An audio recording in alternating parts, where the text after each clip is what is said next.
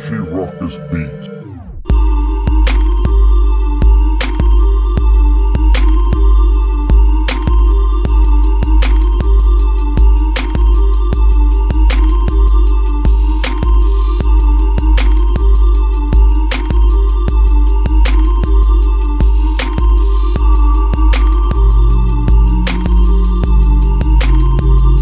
What's going on YouTube? It's your boy, Richie Ruckus. We are back here today. It is Friday, May 15th. Been a minute since I uploaded a video to the channel. I think the last review we dove into was the Linen 350 V2 Yeezy. I could be wrong, but I'm fairly sure that was the last review I did. These sneakers dropped last Saturday. I actually got them in on Wednesday, but my family kind of had some stuff going on the past 2 days. I can't really say what it is because I'm pretty sure a relative of mine who is graduating college pays attention to this channel moderately, be it as it may, and I don't want to spoil any surprises. So like the past 2 days have been kind of hectic. I've been actually filming and editing stuff for my family, so I haven't really had a chance to dive into the review, so I put it off until today. Kind of late to the party. A lot of people, bigger sneaker YouTubers, got these early, but it's a pair of sneakers your boy couldn't pass on. Before we jump into the review, few things. One, the Sneaker Things Champions Tee has restocked on richieruckus.com. I'll have images going across the screen. If you're a fan of this shirt, a lot of people were asking me to restock it because of Michael Jordan's documentary, The Last Dance. So I did. richieruckus.com. I ship everywhere. Second, I did a new Sneaker Thing Super Mario Brothers tee. It is in the white. Last summer, I dropped the black tee. This summer is a white tee. That is also available right now in limited quantities, richieruckus.com. Lastly, I am dropping a shirt for COVID-19 relief. I don't want to spoil the surprise. So unless you are on my mailing list, on my website, you're going to be in the dark. So richieruckus.com, go join my mailing list. I'll be sending out links for that tee tonight. Now that that's all out of the way, if you're new to the channel, make sure you hit that subscribe button. If you're feeling this video, give your boy a thumbs up. Follow your boy on all social. And without further ado, let's get a glimpse of these Warlocks. We have the Air Jordan 1 Retro High OG Royal Toes. Now, you guys know I keep them Jordan 1s on me. I got a pair on right now. I have that crimson tint, that black and pink pair. The hype with Jordan 1s, it's so crazy. We live in like such a weird world. Like the Jordan 1, I feel like is like out of the whole Jordan catalog. And like, I don't want to be that guy that's like, you know, there's more than Jordan 1s to collect in sneakers because there sure as shit is. I have hundreds of pairs of sneakers, and you know, a select fewer Jordan 1s. There's probably a lot more Jordan 1s than any other Jordan, at least. Jordan 1, Jordan 3s, probably the two most popular Jordans in my sneaker repertoire.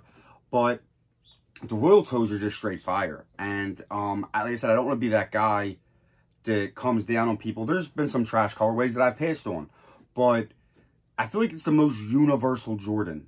Like skaters wear Jordan 1s, hip-hop heads wear Jordan 1s, you know, suburban house moms wear Jordan 1s. I feel like as far as Jordans go, it's definitely the most universally accepted sneaker because I feel like it has the most functionality. Basketball-wise, it's really not, you know, useful for that anymore. If you've been following The Last Dance, you'll see Jordan wore a pair on what was supposed to be his last game in Madison Square Garden, and he, you know, they destroyed his feet. So I think basketball-wise, which is what their true intention was, is no longer a good functionality for that sneaker. So I noticed while editing that the lighting in my video kind of went a little crazy. Not exactly sure if I accidentally kicked something or hit something. So I'm back in here kind of going back over where I left off at.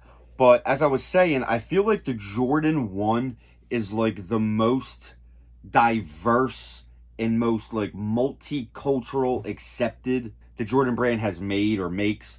And I feel like it's definitely the most readily available. And what I mean by that is Jordan 1s see a lot more general releases, and they have the mid, they have the low, whereas a lot of the other Jordan models usually are quick strikes, are extremely limited. They don't really have different variations. Sure, there's the Spizoik and the Dub Zeros where they mash up sneakers, or the 6 rings. But I feel like the Jordan 1 is pretty much acceptable for all walks of life, except for what it was actually intended for. Aesthetically, the sneaker was built for basketball, and if you watch the Last Dance documentary, you see that MJ himself said in what was supposed to be his last game at Madison Square Garden, he laced up the Chicago colorway to go against the Knicks, and his feet were mangled, destroyed after the game. But I feel like everybody else, skaters, punk rockers, hip-hop heads, you know, people in the street culture, people in like streetwear, basketball fans, just everybody in general, suburban house moms. So it's just weird that the one thing this sneaker was actually created for is probably the only purpose it doesn't serve now. I feel like this sneaker is the most universally accepted sneaker out of the whole Jordan catalog, and it's just funny that the one thing it really doesn't serve a purpose for in 2020 is basketball. But the color blocking, fire. I know a lot of people were very, very enraged and angered over this white Jordan Wings logo. They felt like if it was like a black matte finish, that it would have made the silhouette come together better. I am probably in the minority where I think the combination of the royal blue, the black, the white, it looks good with the white wing logo. And again, that leather tag right here, you know, emphasizing Jordan brand, you know, up in the price, $10 from $160 to $170. You got that neoprene or, you know, satin-ish type. It's just more of a better, it's a better quality material, and the ankle collar feels a lot more comfortable on your foot. As always, I go true to size with a Jordan 1. I'm at 8.5 in every other Jordan / Nike sneaker. I'm at 8.5 in the Jordan 1. People complain that the comfort's not there. As I showed on foot, because again, this is me going back to after doing the on foot, getting changed, laying down the edit, and I realized I had to come back in and kind of reshoot this because my lighting got completely screwed up halfway through the video. But the comfort's there for me. Jordan 1, Jordan 3, Air Max 1, top 3 favorite sneaker silhouettes of all time. And it's not just a comfort thing. It's just crazy, though. These sneakers are 30 plus years old, and they're still a mainstay in my sneaker rotation. It's very, you know, without, you know, venturing into newer sneaker models, the Jordan 1, Jordan 3, and an Air Max 1, you know, pretty good chances that's probably what I'm going to have on my feet. Another thing a lot of people are saying, it just looks like the black and white Jordan 1, and they threw the royal toe on and then painted the ankle collar royal blue. Be that as it may, if that is the case, there's millions of Jordan 1 colorways where they just took other colorways and made subtle changes. I feel like for the price point, the style, the way I dress, it's easy to put a fit together with a Jordan 1. And, you know, I'm just excited to get my hands on these. If you follow the channel, you know when they re-released and re-retroed the Jordan 1 Royal a few years back, I struck out on my size. I was able to secure a size 9.5. And I'm not one of these people who will shove my foot in a sneaker that's too tight or rock a big loose sneaker. It didn't fit. I held on to it for a little while in hopes to get a size swap. I never really came across anybody who was willing to part without me paying an exuberant amount of money when it was just a fair size 10 or 9.5, whatever I secured for my 8.5. I ended up selling them on StockX and making some money. So it was, you know, a win in that regard. But, you know, whether you're a Jordan fan or if you caught the hype because of Yeezy rocking the Royal Air Jordan 1, you know, the Royal 1 Jordan and any color blocking, any color scheme is just always, you know, a captivating and is always going to garner attention and talk. Jordan brand jumped up the price to $170, and like I said, I think that attributes to some maybe better quality. The leather on the Nike Air logo opposed to like a synthetic nylon. The more of like a silky satin neoprene type ankle collar, definitely more comfortable. So the $10 price jump, really not that bad. And this COVID-19 thing is just really killing me with sneaker reviews. Like I said, I ordered these last Saturday when they dropped. They came in Wednesday. Family stuff kind of got in the way. Getting the review up today to use guys on Friday. Well, guys, I'm going to get out of here. I won a raffle for a different pair of sneakers that release tomorrow. And with the whole COVID-19, I'm not exactly sure when they'll get here with shipping, but I will definitely be back to do a review on that sneaker. Again, sorry I haven't been on the channel as active as I want to, but one last look at the Jordan 1 Royal Toe. I'm going to bang out this on foot. I will be back next week with some more videos, but until then, I'm Richie Ruckus. Peace!